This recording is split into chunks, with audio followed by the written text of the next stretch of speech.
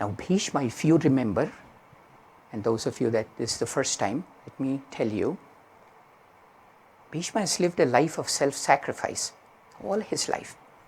And once he makes such a great sacrifice so that his father could marry the woman he loved, he says, I will not desire the kingdom so that my stepbrothers can have the kingdom, and I will not even marry so that my children will not clash with my stepbrothers for the kingdom. So in the prime of his life, he becomes celibate and he gives up his kingdom.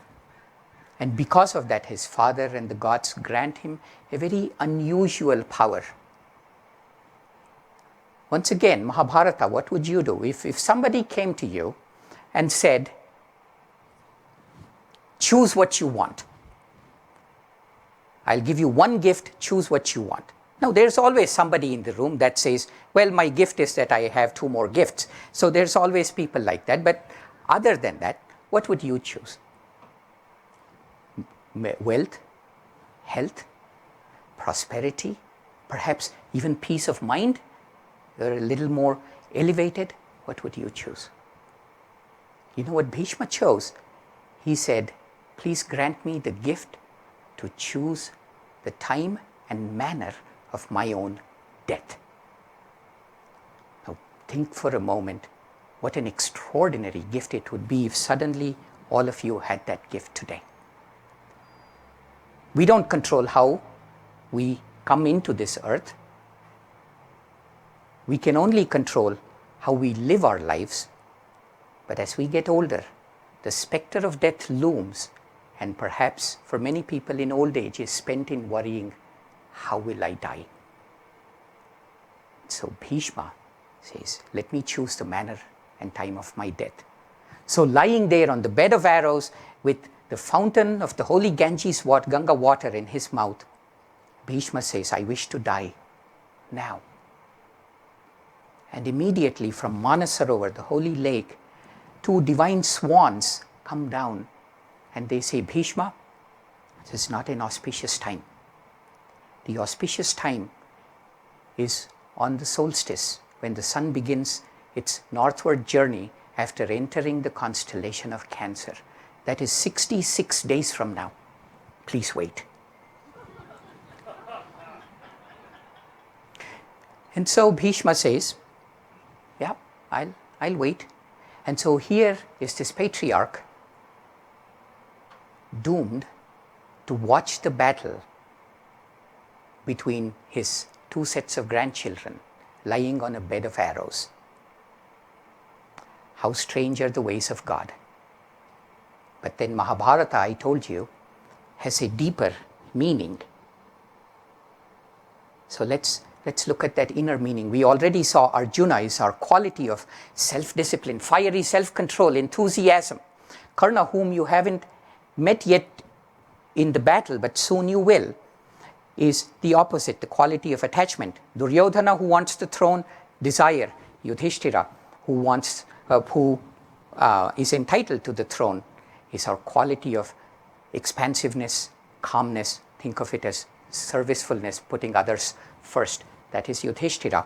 Shakuni, the evil man, and Krishna, the divine guidance, the only begotten son, Kutastha Chaitanya, the inner divine intuition. And then Dronacharya, I'll come to who Dronacharya and Draupadi are, those are a little more complex, but we'll come to that in a moment. But on the side of the bad guys, there are so many bad characteristics. You have desire, you have attachment, you have pride, you have delusion, you have jealousy, and then you have karma, samskars, you have latent desires. The list goes on and on and on. These are all the things that pull us outwards. They may just be words to you, but let them filter into you, and we'll flesh out some of them as we go along. But on the good side, as much as bad side a religion, the good side has only a few, but strong. What are they? We have in the navel center, in our spine, Arjuna, the quality of self-discipline, like I already said. Bhima, the man with the power of 10,000 elephants, that's the quality of the heart. When the heart is lifted up in single-minded devotion, what power do we have? What cannot we accomplish? When Arjuna and Bhima fight together, they provide a foundation for Yudhishthira. This is when the ego first thinks that I have to encompass more, I have to expand myself. It's the quality of self-expansion that is in the throat.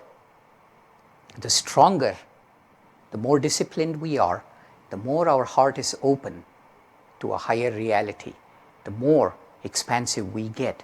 Think about the throat. As I'm speaking to you, I'm communicating with you, I'm reaching you. The job of this part of us is to reach out others. That is Yudhishthira. And then, as a foundation, we have the lower chakras, Sahadeva, the youngest Pandava, the quality of self-restraint to not do things that are bad for us. And Nakula, the quality of doing things that are good for us. We don't need to expand too much on that, but I just wanted to give you a sense of what the inner battle is all about. And so, Bhishma, where is Bhishma in all of this? Well, Bhishma is the ego. He is the sense of I-ness. It says, Bhishma within us is the sense that I say, I need to prosper. It's the one that says, I need my family to prosper. Or it says, I need to take care of other people. Whether it's good or bad, it's the sense of I-ness. That is Bhishma. So both the Pandavas, the good and the bad, are his spawn. The kingdom is his. The inner kingdom is ruled indirectly by Bhishma. So Bhishma is the ego. But now, in the battle of life, we are at a stage where the ego has fallen. The ego says, I will take a back seat. Your self-discipline, your search for God, your search for a deeper truth is so great that I will take a back seat. Let the rest of the battle proceed according to your karmas.